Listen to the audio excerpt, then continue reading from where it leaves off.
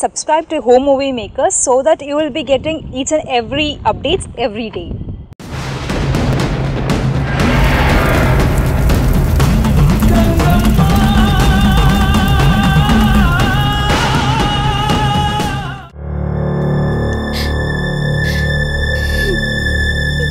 Soumya, sorry Soumya.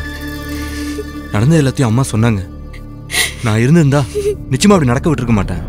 என்ன மன்னிச்சிரு சௌமியா. நான் உங்ககிட்ட கேட்டேனா? என்ன காதலிங்கன்னு கேட்டேனா? என்ன கல்யாணம் பண்ணிக்கோங்கன்னு கேட்டேனா? இல்ல உங்க வீட்டுக்கு கூட்டிட்டு போங்கன்னு ஏதாவது உங்களை கேட்டேனா? எல்லாத்துலயும் என்ன கட்டாயப்படுத்தி சம்மதிக்க வச்சு எதுக்கு கிருஷ்ணா என்ன இப்படி அவமானப்பட வைக்கிறீங்க? சௌமியா, தயவு செய்து என்ன மன்னிச்சிரு ப்ளீஸ். இதெல்லாம் நடக்கணும்னு நான் எதிர்பார்க்கவே இல்லை. அப்படி ஒருத்தன் இருக்காங்கிறதே நாங்க மறந்து ரொம்ப நாள் ஆச்சு. அவன் திடுதிப்புன்னு வந்திருக்கான். ப்ளீஸ் சௌமியா, என்ன நம்பு. இப்படி ஒரு தம்பி உங்களுக்கு இருக்கிறதா கூட நீங்க சொன்னதே இல்லையே. அவனுக்கும் எங்க அப்பாவுக்கும் பிரச்சனை இருந்தது கூட நீங்க சொல்லவே இல்லையே. நிறைய விஷயத்த என்கிட்ட சொல்லாமலே என்ன ஏமாத்திட்டீங்க கிருஷ்ணா. இல்ல சௌமியா, நான் தான் சொல்றேனே சௌமியா, நாங்களே மறந்து போன விஷயம். அவன் திரும்ப இந்த வீட்டுக்கு வருவான்னு நாங்க நினைச்சு கூட பார்க்கல. அவன் எங்களை ரொம்ப வெறுத்தான். அவன் இங்க வராம எங்கேயாவது போயிடுவான்னு தான் இங்க வீட்டுல எல்லாருமே நினைச்சோம். அவன் இப்ப திடீர்னு இங்க வந்திருக்கிறது எங்க எல்லாருக்குமே அதிர்ச்சியா தான் இருக்கு. எல்லாரும் முன்னாடியும் என் முகத்துல காரி துப்புறான். எனக்கு எவ்வளவு அவமானமா இருந்தது தெரியுமா? நான் உங்களுக்கு என்ன கெடுதல் பண்ணேன் கிருஷ்ணா? சௌமியா, அவனுக்காக நான் மறுபடியும் உங்ககிட்ட மன்னிப்பு கேட்டுக்கிறேன். ப்ளீஸ் புரிஞ்சுக்கோ, மன்னிச்சிரு. அவன் முரட, ரொம்ப மூர்க்கமானவன். அவன் சின்ன பையனா இருக்கும்போது நாங்க எல்லாருமே அவன்கிட்ட பயந்து அனுசரிச்சுதான் நடந்துப்போம்.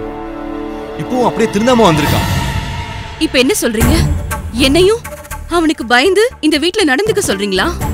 இல்ல, நான் அப்படி எதுவுமே சொல்ல வரல. நான் அவன்கிட்ட பேசுறேன். நான் எல்லாத்தையும் சரி பண்றேன். நீ கொஞ்சம் பொறுமையா இரு, அழாத. வா ப்ளீஸ் உட்கார்.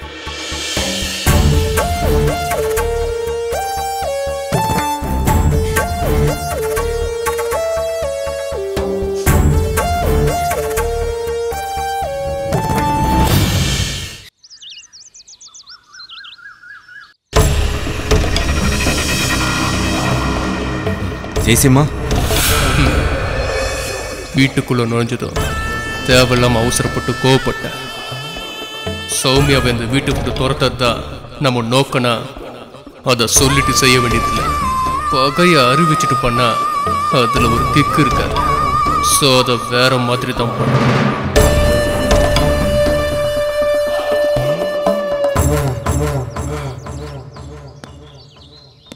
வாடா அண்ணங்காரா, நல்லா இருக்கியா? இத்தனை வருஷத்துல ஒரு நாள் கூட இந்த தம்பியை வந்து பார்க்கணும்னு தோணவே இல்லைல்ல? இல்ல ஜெயசிம்மா, நீதான் எங்க யாருமே சந்திக்க விருப்பம் இல்லைன்னு சொல்லிட்டு அப்பாட்ட சொல்லிட்டியாமே. அதனாலதான் நாங்க யாருமே உன்னை பார்க்க வரல. இருந்தாலும் நீ முயற்சி பண்ணிருக்கலாம், நானும் சந்தோஷப்பட்டிருப்பேன். எனக்கும் பாசமான அண்ணன் இருக்கான்னு ரொம்ப பெருமைப்பட்டிருப்பேன். சாரி ஜெயசிம்மா. ஹேய், அது ஒண்ணும் இல்ல, பரவாயில்ல.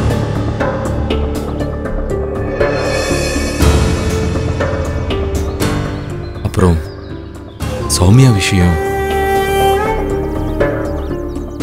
விஷயத்துல நான் பண்ணது தப்பு தான் ஜெயசிம்மா. உன்னை அவமதிச்ச வீட்டில் நான் சம்பந்தம் பண்ணிருக்கவே கூடாதுதான். ஆனா நான் அவளை காதலிச்சிட்டேன்.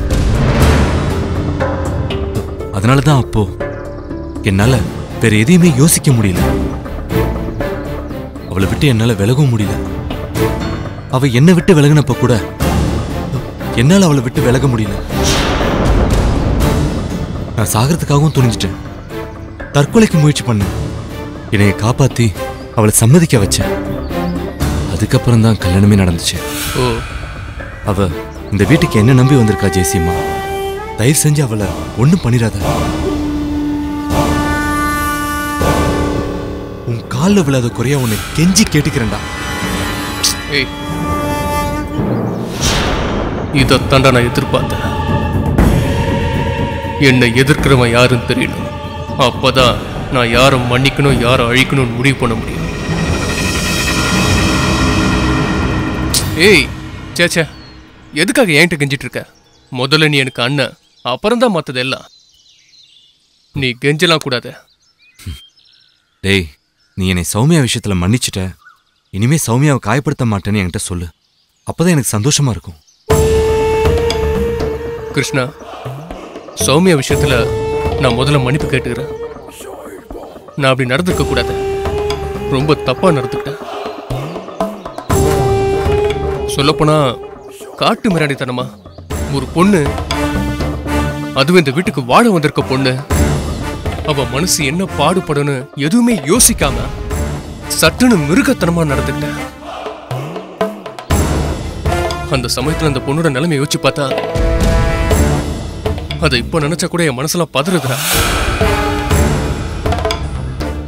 அது ஒண்ணு இல்ல, வர வழியில அவங்க அப்பா ராமநாதனை பார்த்தனா அப்படியே ஜிவ்வுன்னு ஏறிடுச்சு. அதே கோத்தோட வீட்டுக்கு வந்தனா அவனோட பொண்ணுதான் இந்த வீட்டுல வாழுது, அதுவும் நீ கல்யாணம் பண்ண பொண்ணுன்னு சொன்னாங்களா, இன்னும் அப்படியே ஜிவ்வுன்னு ஏறிடுச்சு. உன் கல்யாணத்தை என்கிட்ட சொல்லல, காஞ்சனா கல்யாணத்தை சொல்லல. அது மட்டும் இல்லாம என்ன ஜெயில வச்சு வீட்டுல சம்மதம் பண்ணிருக்காங்கன்னு பல விஷயம் ஒன்னா மண்டியில அப்படியே ஏறவும் அப்படியே சட்டுன்னு ஆத்திரப்பட்டேன். அப்புறம் அம்மா சொன்னாங்க, நீ சௌமியா மேல காதல் ஆயிட்டேன்னு.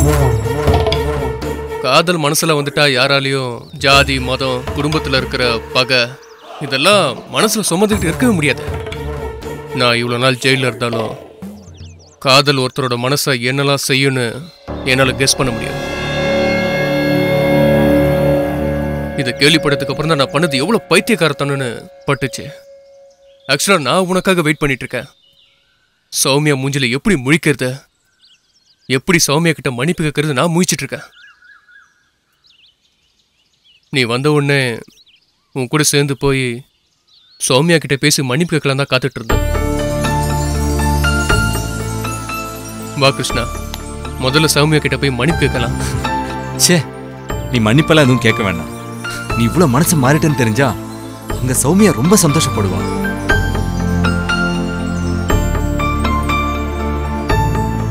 நீ பழைய மாதிரியே ரொம்ப முரட்டுத்தனமா இருப்பியோ, உங்ககிட்ட எப்படி சௌமியா விஷயத்த பேசுறதுன்னு ரொம்பவே கன்ஃபியூஷனோட தான் வந்தேன். இந்த வீட்டில தானே நம்ம எல்லாம் சேர்ந்து வாழணும், நீ இவ்வளோ கோவமா இருந்தா எப்படி நாம எல்லாம் ஒன்னா வாழ முடியும்னு பயத்திலே தான் இருந்தேன். ஆனா நீ இவ்வளோ மாறிப்பன்னு நான் நினைச்சு கூட பார்க்கல ஜெயசிம்மா. அது மட்டும் இல்ல, ஜெயில் வாழ்க்கை உன்னை ரொம்பவே சரி பண்ணிடுச்சு. எனக்கு ரொம்பவே சந்தோஷமா இருக்கு. ரொம்ப தேங்க்ஸ்டா. நான் இப்பவே போய் சௌமியா கிட்ட விஷயத்தை எடுத்து சொல்றேன். அவளும் ரொம்ப சந்தோஷப்படுவா. நான் வரேன்டா.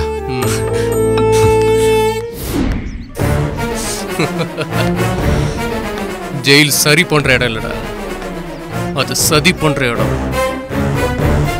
கோபத்தையும் பழிவாங்குற குணத்தையும் உடம்போட உரம் போடுற இடம்டா. யார பழிவாங்குற நினைக்கிறோமோ அவங்க பேர உறுப்போடு வைக்கிற இடம். என் மனசுல உறுப்போட வச்சிருக்க பேர் என்ன தெரியுமா? ராமநாதன். ராமநாதன் ராமநாதன். அவனோட மூத்த பொண்ணு அபி, ரெண்டாவது பொண்ணு சௌமியா. இனிதான் என்னோட விளையாட்டு ஆரம்பமாக போகுது. கேம் இஸ் பிகைன் நவ.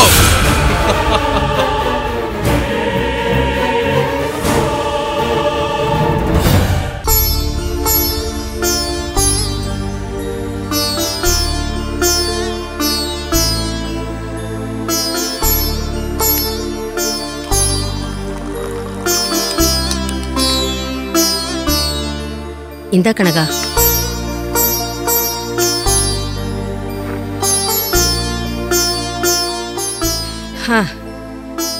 கதையில தான் கனகா இப்படி அண்ணன் தங்கச்சி பத்தியெல்லாம் நான் கேள்விப்பட்டிருக்கேன். அண்ணனும் தங்கச்சியும் ரொம்ப பாசமா இருந்திருப்பீங்க போல. நீங்க எதனால பிரிஞ்சீங்க? நீங்க பிரிஞ்சு 15 வருஷம் இருக்கும். ஆனா இன்னும் உங்க அண்ணன் தங்கச்சிக்காக வாரம் வாரம் அர்ச்சனை பண்ணிட்டு இருக்காருன்னா என்னால நம்பவே முடியல கனகா. ஒரு அண்ணன் இல்லையேன்னு ஏங்கிட்டு இருந்தேன்னா இப்போ உன் அண்ணன் மாதிரி எனக்கு ஒரு அண்ணன் இல்லையேன்னு ஏங்க ஆரம்பிச்சிட்டேன். ஆமா, நீங்க ஏன் பிரிஞ்சீங்க?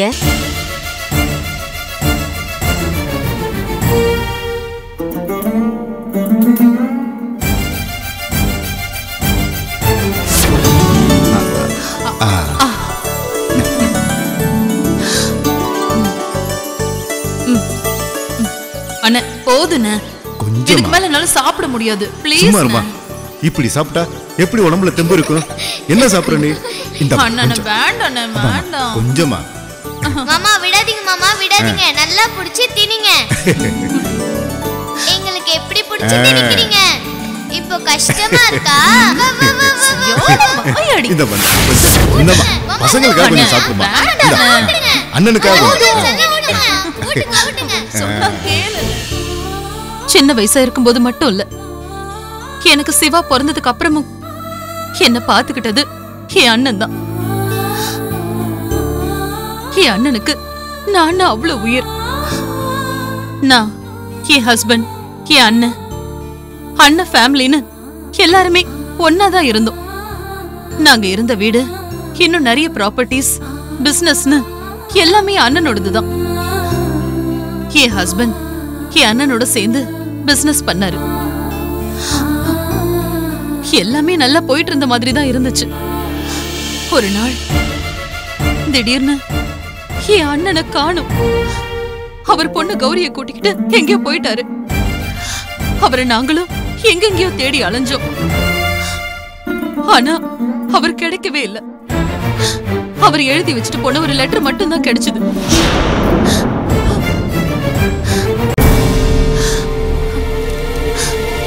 என் அண்ணன் எழுதி வச்சுட்டு போன லெட்டர். அன்பு கனகா, நீ என் உயிர்மா. உன் வாழ்க்கை கெட்டு போயிடக்கூடாதுங்கிறக்காகத்தான் நான் என் மகளோட வீட்டை விட்டு போறேன். நான் உன்னை எப்படி சந்தேகப்பட முடியாதோ அப்படித்தான் உன் புருஷனை சந்தேகப்படாம இருந்தேன். உன் புருஷன் நீட்டின இடத்துல எல்லாம் கையெழுத்து போட்டேன். அது செக்கா இருந்தாலும் பத்திரமா இருந்தாலும் என்னன்னு கூட பார்க்காம கையெழுத்து போட்டேன். இன்னைக்கு இந்த வீடு என்னோடது இல்லை, என் தொழில் என்னோடது இல்லை, என்னோட சொத்து என்னோடது இல்லை. இதுல பெரிய வருத்தம்லாம் இல்லம்மா. எல்லாமே உனக்கு தான் வந்து சேரப்போகுது. நீதான் இதுல நல்லா இருக்க போற. ஆனா உன் புருஷன் பண்ண துரோகம் தொண்டை அடைக்குதுமா. அவனை மட்டும் என்னால மன்னிக்கவே முடியாது. நான் இங்கேயே இருந்தா என்னால என் கோபத்தை கட்டுப்படுத்த முடியாம போகலாம். அதனால உன் புருஷன் உயிருக்கு ஆபத்து ஏற்படலாம். நான் அப்படி ஒரு காரியத்தை பண்ண விரும்பலமா. அதனால உன் வாழ்க்கையை விட்டு வெளியே போயிடமா. என்ன மன்னிச்சிருமா. இப்படிக்கு அன்பு அண்ணன் நடராஜா.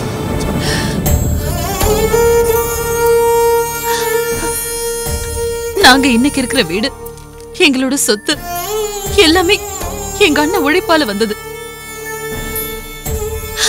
என் ஹஸ்பண்ட் பண்ண தப்பால எல்லாத்தையும் எங்க கிட்ட கொடுத்துட்டு என் அண்ணன் எங்கேயோ போயிட்டாரு. போகும்போது ஒரு ரூபா கூட அவர்கிட்ட இல்ல.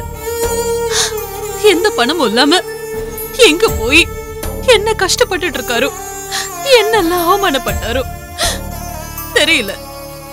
ஒரு சாதாரண ஆளா இன்னைக்கு முன்னாடி நடந்து போயிட்டு இருக்காரு. என்னால அவருக்கு ஏற்பட்ட எல்லா கஷ்டத்தையும் மறந்துட்டு இன்னும் எனக்காக சனிக்கிழமை கோயில்ல என் பேர்ல அர்ச்சனை பண்ணிட்டு இருக்காரு. என் மனசுல எவ்வளவு வேதனை இருக்கு தெரியுமா? அண்ணா, என்ன மன்னிச்சிருன்னு. என்னாலதானே உனக்கு எல்லா கஷ்டமும்.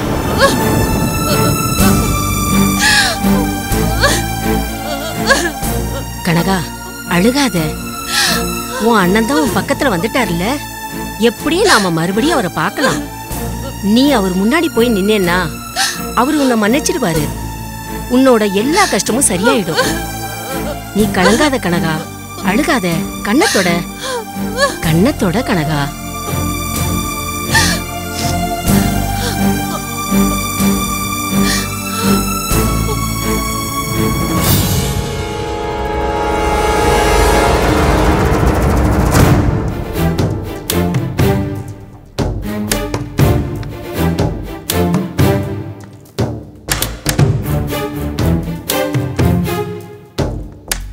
என்னப்பா அந்த சௌமியா பெரிய கைகாரியா இருப்பா போல இருக்க.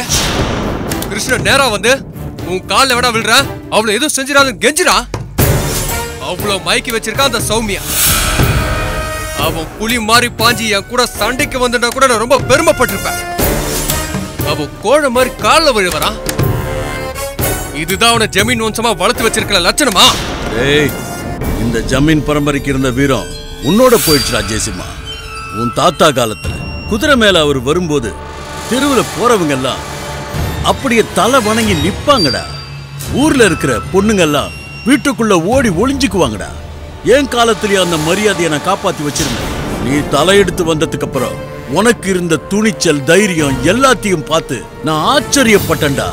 ஜமீன் பெருமையை நீ தூக்கி நிறுத்துவேன்னு நான் நம்பினேன்டா. ஆனா நீ ஜெயிலுக்கு போயிட்டியா, நான் மனசுடைஞ்சு போயிட்டேன்டா. இப்ப நீ திரும்ப வந்திருக்கிறது என் மனசுக்கு ரொம்ப சந்தோஷமா இருக்கு ஜெயசிம்மா. இத்தனை நாளும் நான் உனக்காக தான்டா காத்துக்கிட்டு இருந்தேன். இப்ப எனக்காக தான் காத்திருந்தேன் சொல்லுங்க. ஆனா நான் யார காலமெல்லாம் வெறுத்தனோ அவன் பொண்ண வீட்டுல கூட்டு வந்து வச்சிருக்கீங்க. அந்த ஒரு விஷயத்தை விட்டுறா. அந்த முடிவை நாங்க எடுக்கல, ஆட்சி தாண்டா எடுத்தாங்க. ஆட்சி எடுத்த முடிவை எங்களால மாத்த முடியுமா? சும்மா ஆட்சின்னு சொல்லிட்டு இருக்காதீங்க. எனக்கு வர கோவத்துக்கு நேரா போய் கழுத்தை நறுக்கி ஆட்சியோட கதை எப்ப முடிச்சிருவேன். ஏய் ஜெயசீமா, என்னடா பேச்சு இது? கொஞ்சம் கூட பெரியவங்கன்ற மட்டு மரியாதை இல்ல. கொன்னுடுவேன்னு சாதாரணமா சொல்றேன். ஜெயிலுக்கு போயிட்டு வந்தோம், உனக்கு புத்தி வரலையா? பார், பேசாம அந்த பக்கம் போயிடு. எனக்கு அந்த கேள்வி மேல மட்டும் இல்ல, யார் மேலயும் மரியாதை இல்ல. பேசணும்னு வச்சுங்க, எனக்கு கெட்ட கோவம் வரும். வரட்டும்டா, கெட்ட கோவம் வரட்டும். உன் கோவம் வந்து என்னடா பண்ணும்? நீ வீட்டுக்கு வந்த பிறகு இத்தனை வருஷம் கழிச்சு பார்க்காத புள்ள வீட்டுக்கு வரானேன்னு பாசத்துல என் மனசு எப்படி கிடந்து தவிச்சது தெரியுமா? வந்தது வராதுமா என்ன காரியம்டா பண்ண? நம்ம வீட்டுக்கு வாழ வந்த பொண்ண அவமானப்படுத்தின, அவ முகத்துல காரி துப்புன. இது ஒரு மனுஷனுக்கு அழகாடா? அவங்க அப்பா கேட்டா துடிச்சு போயிட மாட்டாரு? அவங்க அப்பா துடிக்கட்டும், சாகட்டும், என்ன வேணா ஆகட்டும், எனக்கு என்ன? எனக்கு அவ இந்த வீட்டுல வாழக்கூடாது. எதுக்குடா இப்படி திமிரா பேசுற? ஏற்கனவே இந்த குடும்பத்துல யார் யாரோ பண்ண தப்பு இந்த ஊரே நம்மள வாரி தூத்துது. இனியாவது அதை சரி பண்ணலான்னு பார்த்தா நீயும் ஏண்டா அதே வெறியோடவும் திமிரோடவும் அலைகிற? ஓடி இந்த பக்கம். இத்தனை வருஷம் கழிச்சு என் மகன் இப்பதான் வீட்டுக்கு வந்திருக்கான், அவனுக்கு நீ பாடம் எடுக்கிறியா? உன் புத்தியை கேட்டுதான் இந்த வீட்டுல எல்லாம் நடக்குதா? போ அந்த பக்கம் போன்னு சொல்றேன்ல. இது பாருங்க, நீங்க பண்றது கொஞ்சம் கூட நல்லா இல்ல. அவன் சின்ன வயசுல முரணனா இருந்தா, பண்ணக்கூடாத தப்பெல்லாம் பண்ணா. ஜெயில இருந்து வந்ததுக்கு அப்புறமாவது அவன் திருந்துவான்னு பார்த்தா அப்படியும் திருந்தி வரல. தேவையில்லாம நீங்களே அவனுக்கு கொம்பு சீவி விடாதீங்க. ஏய், இப்ப நீ போறியா இல்லையா? ஜெய்சிமா, அகங்காரத்திலையும் பணத்திமிர்லையும் யாரையாவது காயப்படுத்தும் போது சந்தோஷமா தான் இருக்கும். ஆனா அதெல்லாம் நம்ம குடும்பத்தோட பாவ கணக்குல தான் இருக்கும்.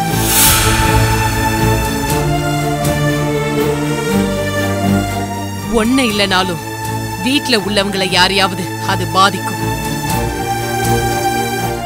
நீங்க எல்லாம் இப்படி புத்தி இல்லாம எங்கோ திமிரா பண்ண காரியம்தான் நம்ம வீட்டுல வந்து விடிஞ்சிருக்கு. நம்ம வீட்டுல ஒரு பொண்ணுக்கு கல்யாணம் பண்ணி ஒரு நாள் கூட வாழாம வாழா வெட்டியா வந்து உட்கார்ந்துருக்கா. அதெல்லாம் காரணம் இல்லாம நடக்குதுன்னு நினைக்காத. இனிமேவாவது புத்தியோட இருக்க பாரு.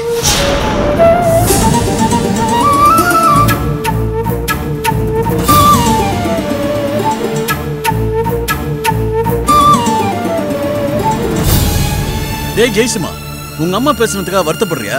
ஏய், அவ இப்படிதான்டா லூஸ் தனமா பேசுவா. இதுக்கெல்லாம் நீ வருத்தப்படக்கூடாது. நான் எதுக்குப்பா வருத்தப்பட போறேன்? சும்மா வருத்தப்படுற மாதிரி சீனை போட்டேன். பேசுனதுல நான் ஃபீல் ஆயிட்டேன்னு அம்மா நினைக்கணும் பாருங்க, அதுக்காக தான். பெரிய மீனுக்காக காத்துட்டு இருக்க கொக்குப்பா நானு. சின்ன சின்ன மீனுக்கெல்லாம் நான் அலட்டிக்க மாட்டேன். ஜெயில இருந்து வந்ததே அந்த முடிவோட தான் வந்தேன். வீட்டுல இந்த சௌமியாவை பார்த்த உடனே கொஞ்சம் டென்ஷன் ஆயிட்டேன்.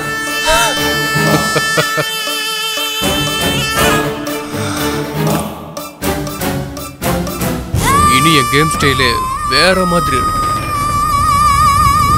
வெயிட் பண்ணி பாரு. ஏய், நீ அப்படியே உங்க தாத்தா மாறுறா. அதே ஸ்டைலு, அதே கேரக்டர்.